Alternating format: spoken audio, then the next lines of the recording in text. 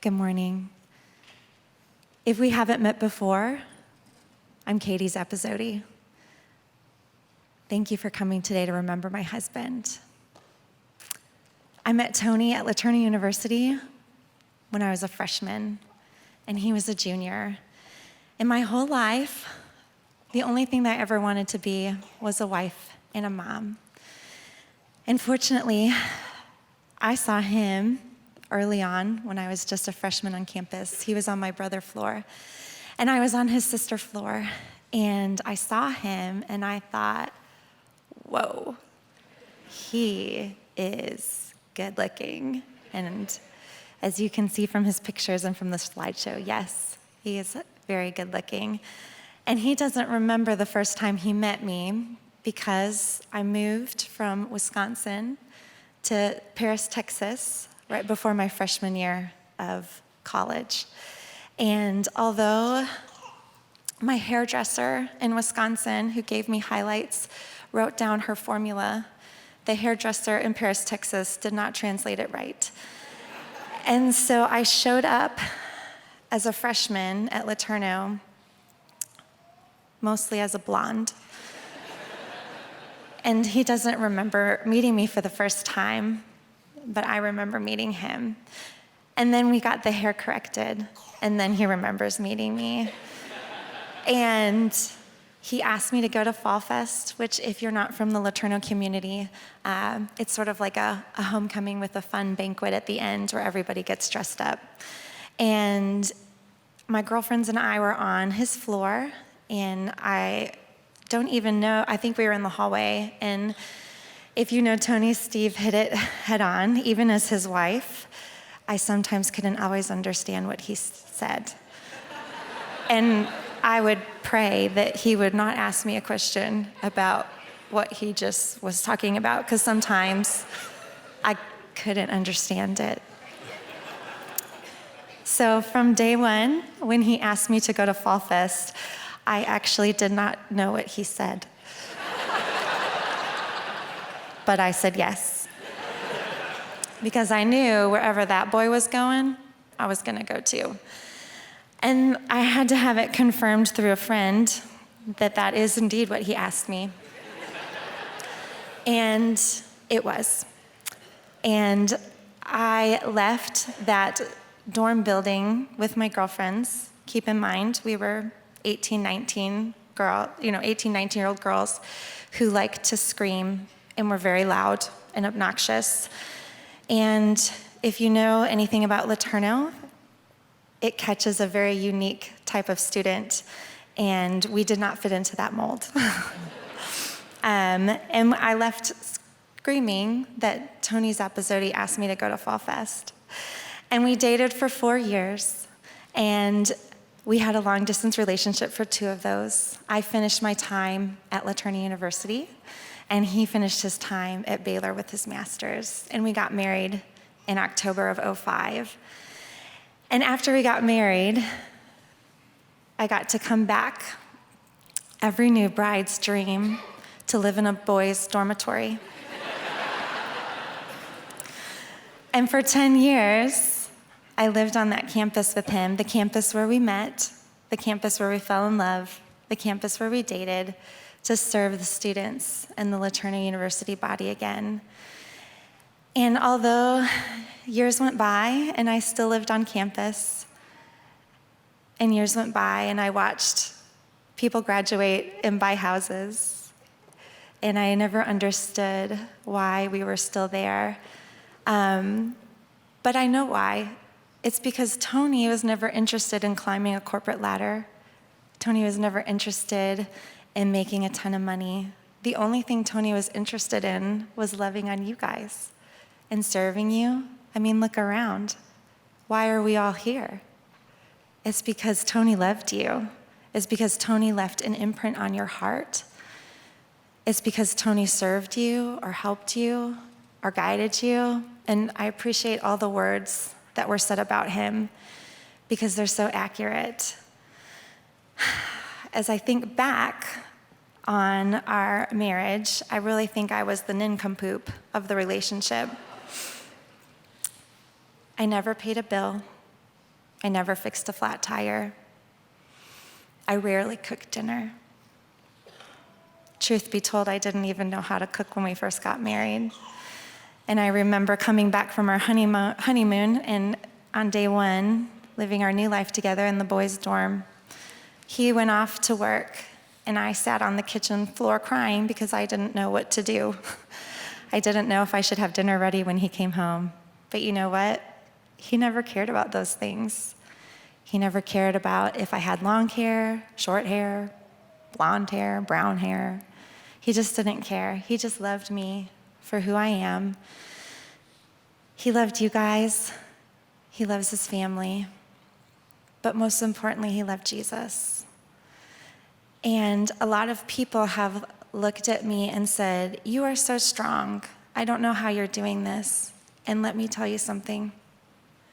I am not strong. I don't know how I'm doing this. I stand before you as someone who feels a little lost in the crowd. I don't know how to be mom and dad. I don't even know the password to our bank account. I will figure that out. Don't worry about that part, okay? That part will be taken care of. But I stand before you, and I'm able to speak with no notes. It was advised to me to write down what you want to say, and Tony would have done that, and he would have said it very eloquently. But if you know me, and probably one thing that he loved and would make him pull his hair out is I wing it. I stand before you with no notes. I asked the Lord that I would open up my mouth and that he would put the words there. So Tony loved Jesus. That was his priority. Love God, love his family. He served faithfully to Laterno. He has served faithfully to my family. And I am grateful. And the only reason I can stand before you and talk without breaking down is because God is good.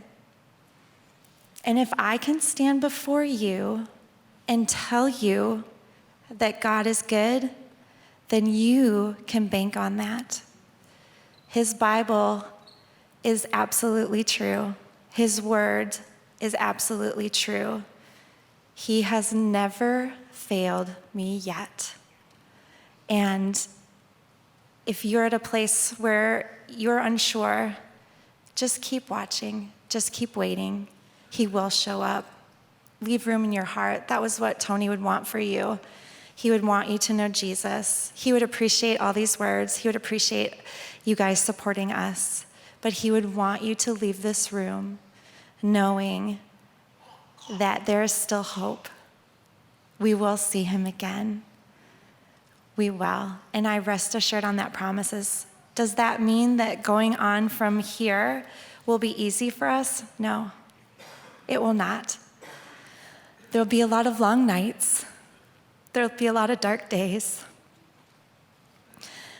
There's going to be those moments in time where I will say, Tony should have been here. Tony should have taught Eli how to swing a bat. Tony should have taught Mia how to ride her bike without her training wheels. Tony should have looked at Ava on her wedding day and said, "You are so beautiful. He is so lucky to have you." Those are opportunities that we will not have with him. But we grieve and we mourn in a different way because we have hope in Jesus. We will see him again. And I'd like to share with you just a fun little story that happened on January the 2nd with my 2-year-old son. And Tony died slightly after midnight on New Year's Day. And we had a wonderful Christmas break with his family. We had a wonderful New Year's, cheersing in 2020. I thought this was going to be a year of perfect vision. It's a little cloudy right now. But on New Year's Day, right after midnight, my husband kissed me, and then a few minutes later, he collapsed on the floor. I did CPR. We called the ambulance, but I believe that Tony was taken immediately to heaven. On New Year's Day, slightly after midnight, my husband kissed me, and then he was in the presence of Jesus. As tragic as that sounds, how beautiful is that? But the story I was going to share with you is my 2-year-old son never asked, "Where is Daddy?" He still to this day hasn't asked where he is. And at first that kind of bothered me, but then I also think that that's God's grace, that he hasn't asked those hard questions, because I don't think his little heart could comprehend it. But on January 2nd, as we were about to get ready for bed and to put his jammies on, there are 2 people in this world who would call me Kate consistently.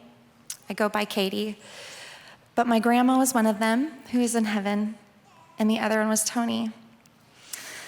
And my son, who was about to go put his jammies on, he put his little hand on my face, and he looked me right in the eyes, and he said, "Kate, do your thing." So if that doesn't show you the goodness of God speaking through a 2-year-old to my heart, I don't know what else would. I love being Tony's wife. I love being the mama to his kids. And words, there are no words, and I know that. I've been in your shoes. I have walked through grief with many people. I know that it's awkward. I know that you want to do something, you want to say something, you want to make it better. And the truth of it is, you can't. And you know what? That's okay, because it's not your job. The only one who's going to heal this is Jesus, and he will walk forward with us. So moving forward, I ask of you, please don't stop talking about him. Please say his name. That's the only way my kids are going to know stories about him moving forward. We want to talk about him.